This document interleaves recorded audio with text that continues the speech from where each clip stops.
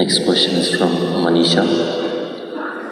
We have heard that in our culture there are many ways to boost immunity with the local resources available at home. Could you shed more light on building resistance using home remedies? Well, building up immunity is not going to happen overnight, this we must know. Generally, I believe for a variety of reasons, looking at the lifestyles, looking at the food patterns, I think this must be checked, this must be medically checked. I think southern Indian people are having a better immune system than a whole lot of other people in the world, simply because of the food patterns and the practices and the weather and various other aspects. You must understand, in a tropical climate, there are more life forms than anywhere else. Including microorganisms, the number and the variety of them is very, very high. So living in this land itself, the system becomes more resilient because we are exposed to these things all the time. That is one aspect. Another thing is food, another thing is lifestyles. All these aspects are there. Being farming communities largely, most of us, if not in this generation, in the previous generation, we've all come from farming communities. So people lived on the land, that itself gave them enormous strength. In most other parts of the world, over 80% of the population moved away from farming probably 100 years ago. In India, we've just moved away from the land only in the last 25–30 years ago.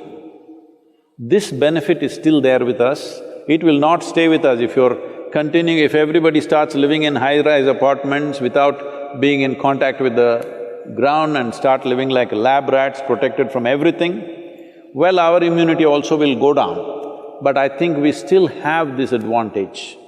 But right now, what can I do to boost my immunity? As I said, it's not an overnight solution, but in a period of time, you can do this. Well, let me talk about very common things available. One thing is, I must say this, we are sacred ash people, we are always ash-smeared one way or the other. There are different types of ashes, if you know how to use it.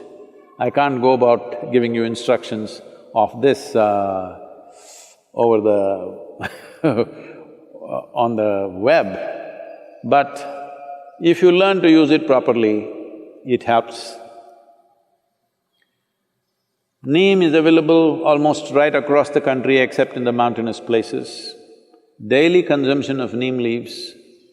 Turmeric is anyway available. Now they are making what is called as nano-turmeric, where the absorption rate is way higher than the normal turmeric, which also greatly enhances your immune system. If you soak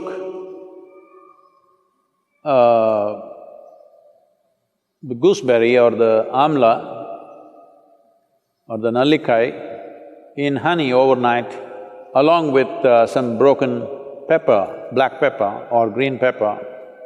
Green pepper I'm saying for those of you who are in other countries, green pepper does not mean chili. We mean to say raw pepper. The peppercorn, when it's raw, which you might not have seen in most parts of the world, here it's common for us, it's available. So, soak it in honey and every day about 3 spoons, 3 times a day. It works best, all these things work best when you're on an empty stomach, that's the first thing that you take. If you do these things, you can see a significant increase in your immune system. I would say in 4 to 8 weeks, one can see significant betterment of one's immune system. There are yogic practices which are hard to teach, but right now, just doing a chant and doing Isha Kriya, this will also enhance your immune system. Let this be very clear that this is not treatment for coronavirus, nor is it a prevention.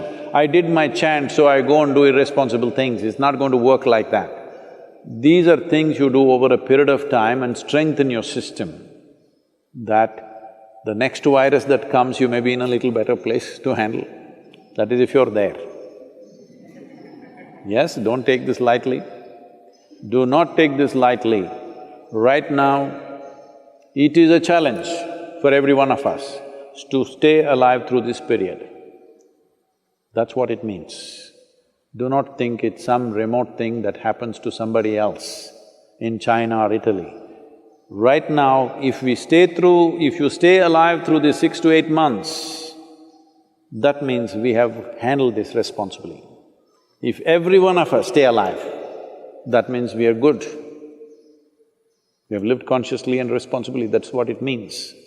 This is what, unfortunately, the governments have to enforce by force, because a whole lot of people don't seem to realize that this is necessary.